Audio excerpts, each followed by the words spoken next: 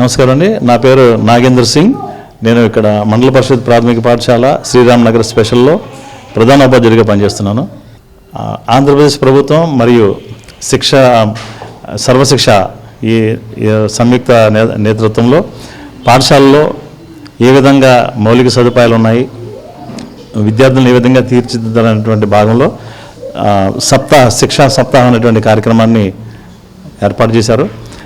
ఇందులో భాగంగా విద్యార్థులకి ఏ విధంగా వారి యొక్క నైతిక విలువల్ని పెంపొందించడానికి మరియు ప్రాథమిక విద్యలో వాళ్ళ సొంతగా అభివృద్ధి చేసుకోవడానికి ఏ విధంగా మనము వాళ్ళకి సౌకర్యాలు కల్పించాలన్నటువంటి భాగంగా ఈరోజు ఈ శిక్షా సప్తాహ అనేటువంటి కార్యక్రమాన్ని ఏర్పాటు చేశారు. మరి ఈరోజు ఇది 7 రోజుల పాటు జరిగేటువంటి కార్యక్రమం. ఇందులో మొదటి రోజు అయినటువంటి టీఎల్ఎం ఉపయోగాలు, టీఎల్ఎం ఎట్లాగా తయారు చేయాలి, టీఎల్ఎం ఏ విధంగా తయారు చేస్తే దానివల్ల ఉపయోగాలు ఏంటి, ఇవన్నీ విషయాలన్నీ కూడా ఈరోజు పిల్లలకు చెప్పడం జరిగింది.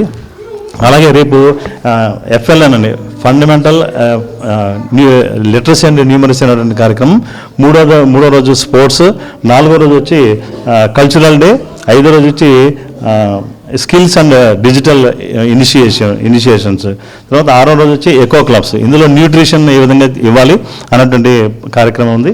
ఇక చివరిదైనటువంటి కమ్యూనిటీ మొబిలిటీ, అంటే మన యొక్క తల్లిదండ్రులను ఏ విధంగా ఈ పాఠశాల అభివృద్ధిలో భాగంగా వాళ్ళని ఇన్వాల్వ్ చేయనటువంటి భాగం ఈ 7 రోజుల పాటు జరుగుతున్నటువంటి ఈ కార్యక్రమం. మరి ఈరోజు పిల్లలకి ఈ రవాణా సంస్థలో రవాణా వ్యవస్థలో వచ్చినటువంటి మార్పుల్ని, అంటే పూర్వకాలం నుండి ఏ విధంగా అది అభివృద్ధి చెందింది అన్నటువంటి భాగాన్ని తీసుకుని ఈరోజు మరి విద్యార్థులకి ఎటువంటి పరికరాలు లేకుండా కేవలం పేపర్ని ఉపయోగించి ఒక మోడల్ని తయారు చేయడం జరిగింది. ఆ మోడల్ని ఇప్పుడు చూపిస్తాను మీకు. ఇది కేవలం ఒక పాత పేపర్లు మరియు దారంతో తయారు చేసింది. మరి ఈ విధంగా తయారు చేయడం వల్ల ఏంటి ఉపయోగం అని అనొచ్చు. ఆ యొక్క వస్తువు యొక్క విలువ ఒకటి తెలుస్తుంది, తర్వాత ధారణ కలిగి ఉంటారు.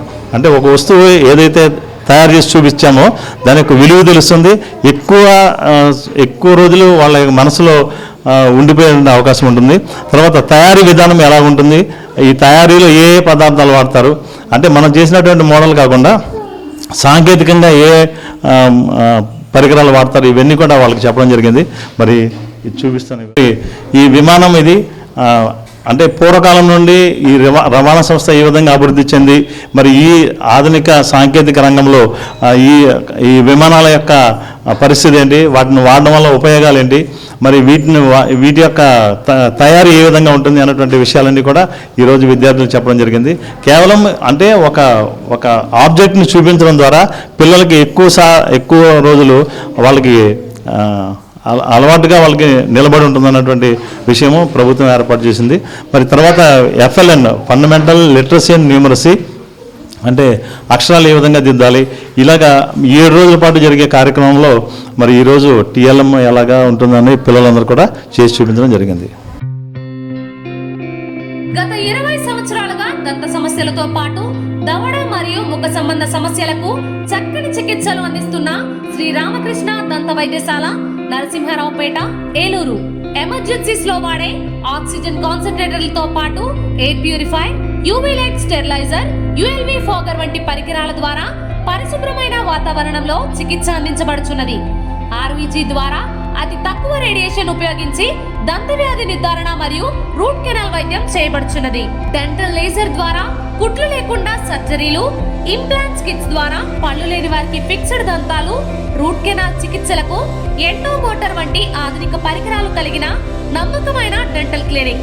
అత్యంత ప్రామాణికమైన ఆటోక్లావింగ్ పద్ధతిలో శుభ్రపరిచిన ఇన్స్ట్రుమెంట్స్ వాడడం మా ప్రత్యేకత. దంత సమస్యలకు చికిత్సతో పాటు విరిగిన దవడ మరియు ముఖ ఎముకలకు చికిత్స, ఎత్తు మరియు వంకర దవడలకు కాస్మెటిక్ సర్జరీ, యాక్సిలోఫేషియల్ వంటి చికిత్సలకు చిరునామా శ్రీ రామకృష్ణ దంత వైద్యశాల, వేములపల్లి రెసిడెన్సీ అపార్ట్మెంట్, నరసింహారావుపేట, ఏలూరు.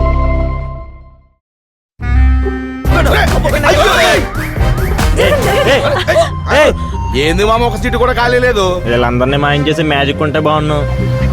నా దగ్గర కేజీ మ్యాజిక్ ఉంది. జీవి మాల్ లో ఆషాఢం కేజీ సేల్. జీవి మాల్ ఆషాఢంలో కేజీ సేల్ అంట. మహిళలకు షాపింగ్ తో మగాళ్ళకి సీట్లు ఫ్రీ అయినరా. ఏవండి జీవి మాల్కి వచ్చేయండి షాపింగ్ బ్యాగులు మోయడానికి. జీవి మాల్ చలో చలో కిలో కిలో.